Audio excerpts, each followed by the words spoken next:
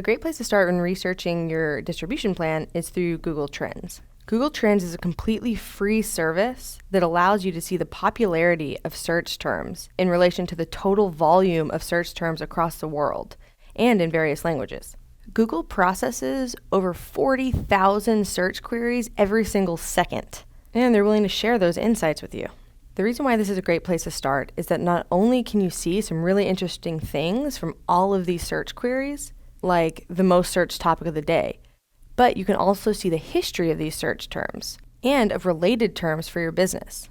So I have Ronnie here with me. Let's use her expertise to dive into Google Trends a little bit. Let's go to Google Trends and see what comes up. Let's go to Explore Topics and type in pet sitting. So we see here that interest over time is relatively consistent, although I see that there are some peaks. Yeah, that's interesting. If you look at the dates, you can see that there is a peak every summer. Oh, yeah. So people are searching more for pet sitting during their summer vacations. Yeah, maybe not as much during their holiday vacations. That's interesting. Yeah, let's scroll down.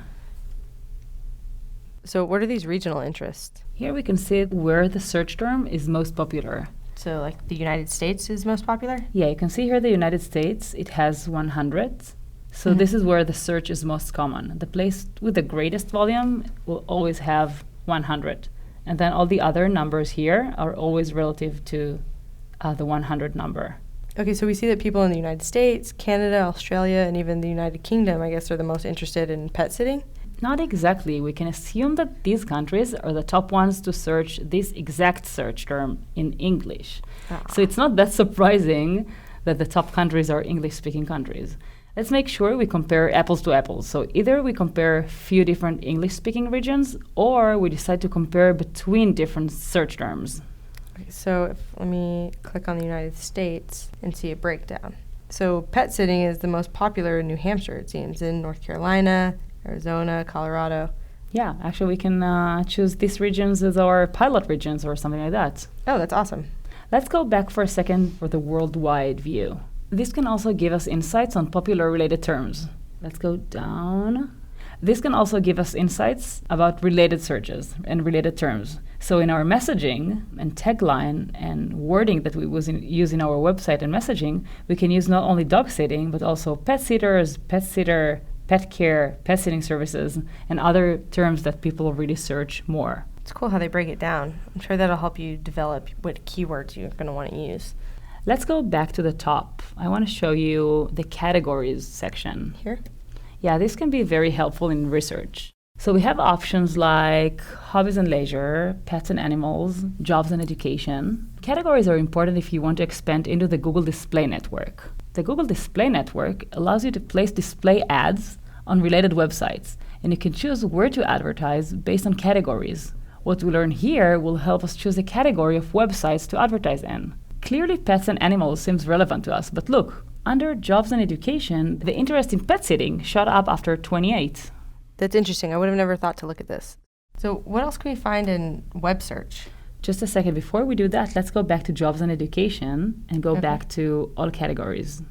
Yeah, so this will show us the interest level based on specific types of searches. For example, if we learn that our top search term is super popular in image search too, we might consider this as another advertising option. We can make sure that there are plenty of relevant images that will link back to our website.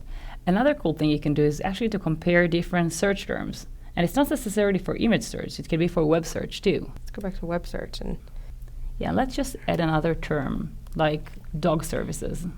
And it's interesting to see that maybe a few years ago, the demand was quite similar. But recently, you can see that the demand for the red one, which is dog service, is much higher than pet sitting. It's interesting. Yeah, pet sitting seems to slowly be declining. Yeah, so whether you have to decide how to phrase your tagline or which keywords to choose for your campaign, either way, it helps you focus better. Sometimes it can really show you the demand of the market. I mean, if people search more for product X or product Y, so you can develop the product that has more demand on Google search. Demand could be seasonal, as you can see here. So you could use that either to choose which app to develop, or at least to plan your advertising campaigns around things people search for on holidays or in the summer or around back to school, for example. So for us, if we see that during the summer people are searching more for pet sitting, we know that this is the time where we want to really, really hit our campaigns. It's surprising to see how seasonal pet sitting is. So maybe we should target families more than just business people.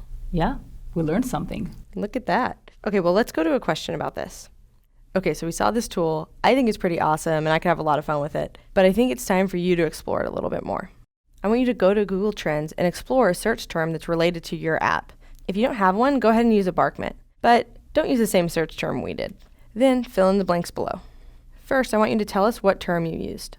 Then what city was that term most popular in? Then check out the related terms. What are the 2 most popular related terms? Add one here and here. And finally, just for fun, what was the most surprising thing you found out when exploring Google Trends?